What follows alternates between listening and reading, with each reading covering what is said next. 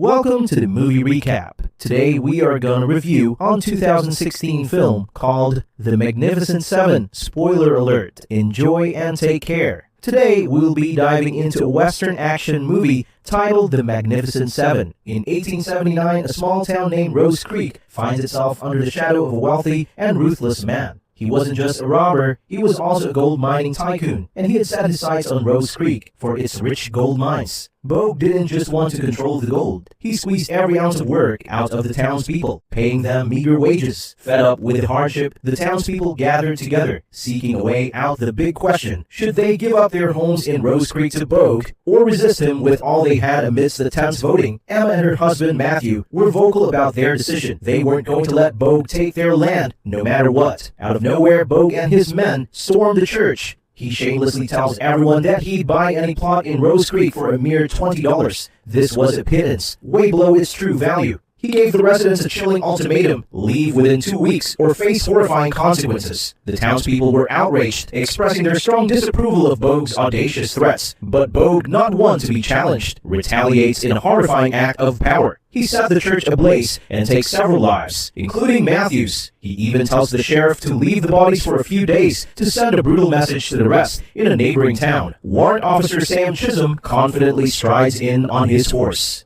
The townsfolk eye him suspiciously. Stopping at a saloon, he questions the bartender about an outlaw named Powder Dan.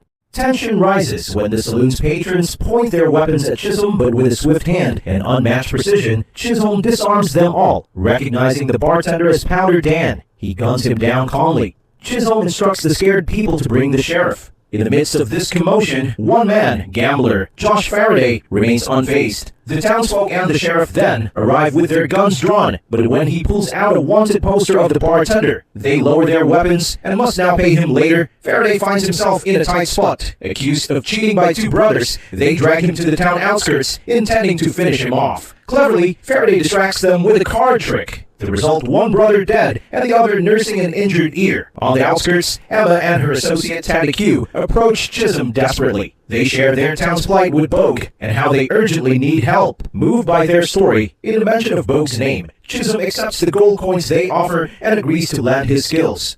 The trio encounters Faraday at a stable, struggling with a stubborn stable master. Seeing an opportunity, Chisholm offers to sell Faraday's horse Bill if he joins their mission. Faraday nods in agreement with a new ally on board. Chisholm sends Faraday on the task: head to Volcano Springs and find a man named Goodnight Robicho in Volcano Springs. Faraday and Teddy find themselves amidst a brewing showdown. One man is accusing another, Billy Rocks, of winning unfairly and challenges him to a real gunfight. But when the moment comes, Billy surprises everyone. Instead of drawing his gun, he hurls a hairpin, striking the challenger dead. All eyes then turn to Robichow, who starts collecting bets from the onlookers. One man hesitates, but upon hearing Robich's renowned name, he pays double. His skills as a sharpshooter are legendary as he settles for a shave. Faraday and Teddy approach the duo, discussing the possibility of them joining Chisholm's team. The pair agrees, especially when they hear it's a paying gig. Meanwhile, Chisholm and Emma stumble upon a seemingly abandoned house, only to find a lifeless body inside. They're not alone. Lurking within is Vasquez, a wanted Mexican outlaw. While Chisholm could easily claim the bounty on Vasquez's head, he offers a different proposition: join the team and evade capture. Seeing the advantage, Vasquez agrees. Once the two groups come together, there's a moment of lightheartedness as Faraday playfully teases Vasquez with their banter behind them. They set off on their journey. Yet their team isn't complete. They're on the lookout for a tracker, Jack Horn, to which two outlaw brothers boast about killing the legendary assassin, identifying a rifle as proof. But in a sudden twist, one brother is swiftly felled by a hatchet to the chest, while the other is stomped on the reel. Jack Horn retrieves his hatchet, proving the brother's claims false. Chisholm, seizing the moment, extends an invitation for Horn to join their team. Horn, a man of few words, simply walks away, leaving his answer hanging in the air as night descends.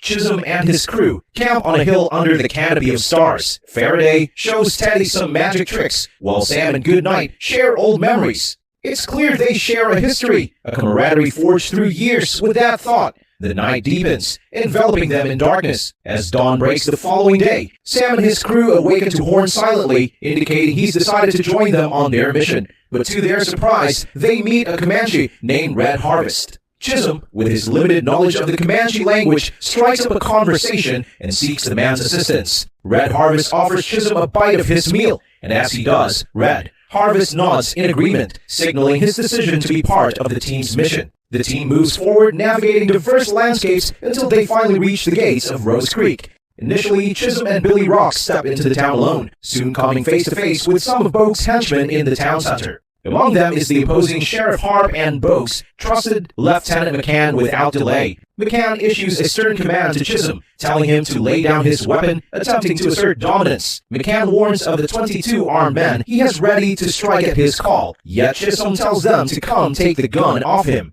As tension peaks, one of McCann's men, perched high on a building rooftop, is signaled, but before he can act, a body plummets to the ground. Red Harvest had silently taken him out. Then, in heartbeat, the air becomes thick with tension. An intense standoff ensues, where every second feels like an eternity. Then bang. Chisholm and crew, with precision and unyielding speed, fire their weapons at will. A whirlwind of gunfire, knife slashes and arrows pierce the silence. One by one, their opponents fall some even before they can react. In the midst of this chaos, their enemies try to flee or hide. They each get gunned down, but one horse races for dear life, only to be halted by an arrow's sting. However, not all goes as planned.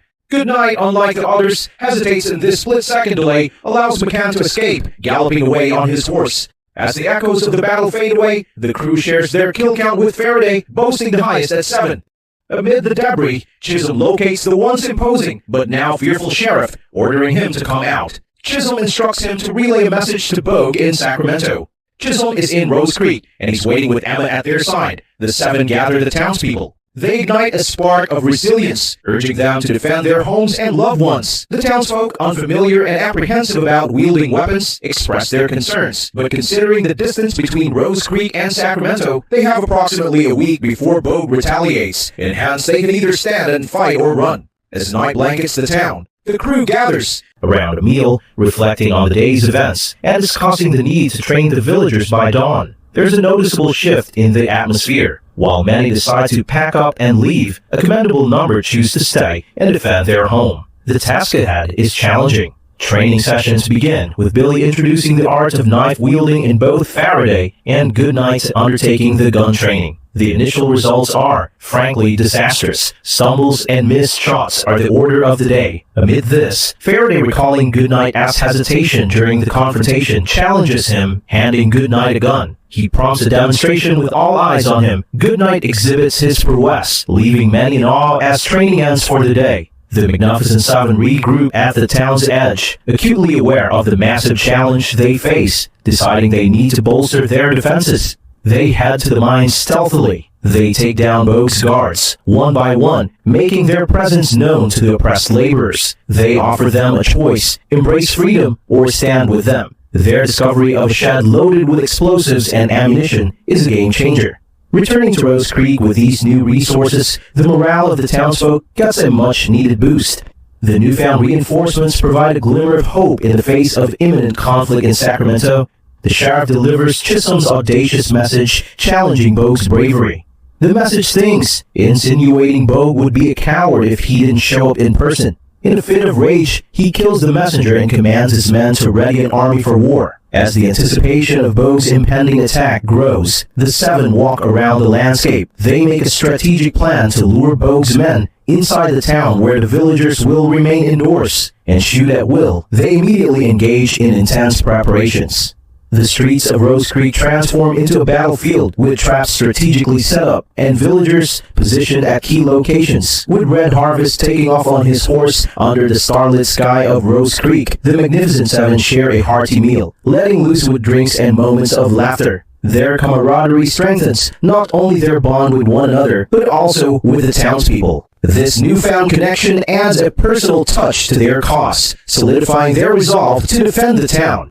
However, as the preparations intensify, Red Harvest returns, saying the enemy is en route to their location. Meanwhile, Goodnight grapples with his tormented past memories of lives he's claimed weigh heavily on him in the stillness of the night. He confesses his inner turmoil to Chisholm, expressing his wish to abstain from further bloodshed. He chooses to slip away, disappearing into the vastness of the night. Emma, seeing the void left by Goodnight, steps forward, offering to fill in for him. Sam, acknowledging the weight of their undertaking, gives Faraday and the rest an option. Either continue on this perilous mission or choose a different path. To his surprise, Faraday and the rest stand unwavering by his side, committed to the defense of the townspeople of Rose Creek at dawn. The alarming yang of the bell shatters the morning silence, signaling the approach of the enemy as the sun begins its ascent. The children of Rose Creek are ushered into a bunker, while the town's defenders assume their carefully planned positions. Standing ominously on the horizon is Bogue's formidable army lined up in imposing precision. From the depths of their ranks emerges Chisholm, a lone figure squaring off against the threat. Recognizing him, Bogue signals his right-hand man, who bellows a war cry that the army mirrors before they gallop forward in a unified charge, leaving Bogue behind to watch the battle unfold. The scene is reminiscent of a classic Western showdown.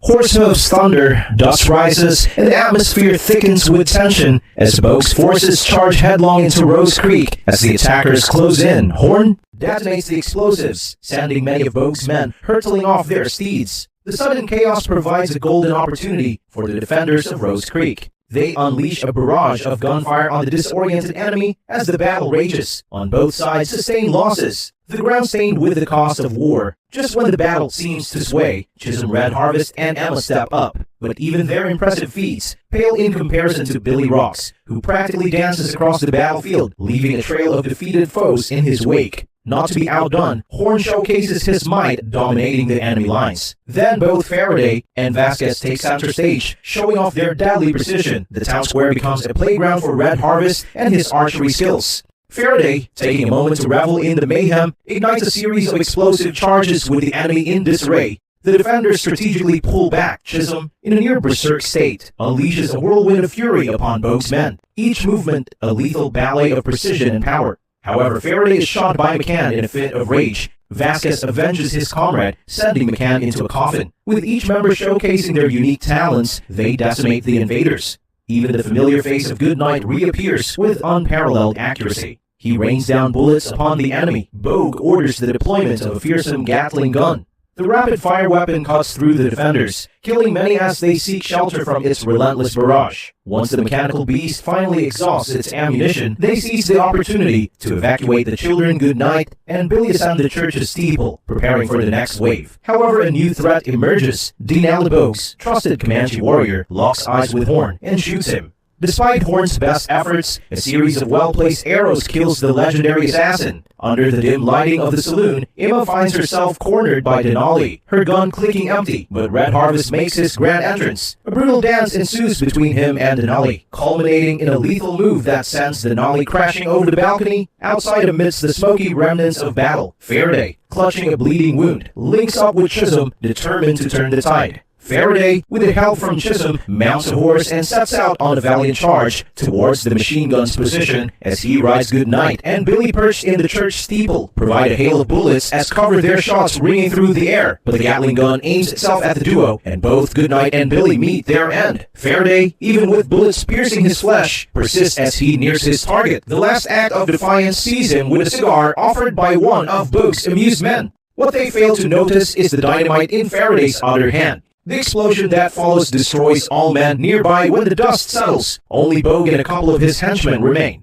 Chisholm swiftly neutralizes the two gunmen and faces Bogue near the ruined church. They duel. Chisholm disarming Bogue with a shot as the coward flees to the church. Chisholm wounds his leg, the terrified Bogue pleads, and Chisholm suggests he prays. He recalls how Bogue's gang invaded his Kansas town, murdering his family with a scar from a near lynching. Chisholm begins strangling the devil using his scarf. Bogue tries to draw a hidden gun, but is killed by Emma amidst vast devastation and countless casualties. The townspeople express gratitude to Chisholm, Vasquez, and Red, praising them as they depart. The movie concludes with the graves of Faraday, Goodnight, Horn, and Billy and Emma's narration honors the memory of the Magnificent Seven. Thanks for watching. Make sure to hit that subscribe button, and I'll see you on the next one.